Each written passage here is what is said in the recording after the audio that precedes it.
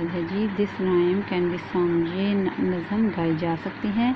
Listen to the song, song को सुने, learn it, sing it with action. Here is what happen on the other days of the week. ठीक है, Wednesday यानी Tuesday और Monday का उसने आपको बता दिया था।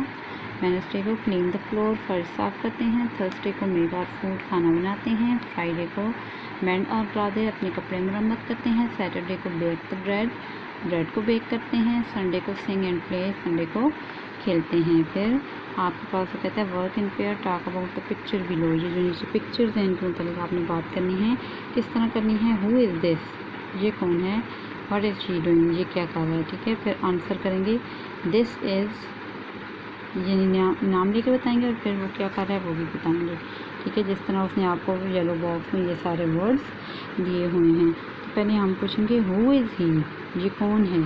ठीक है, ये क्वेश्चन दिया हुआ है, ये हु इज़ दिस या हु इज़ ही। ठीक है, हु इज़ दिस हम कहेंगे ही इज़ अली, और अली क्या कर रहा है, ही इज़ स्लीपिंग।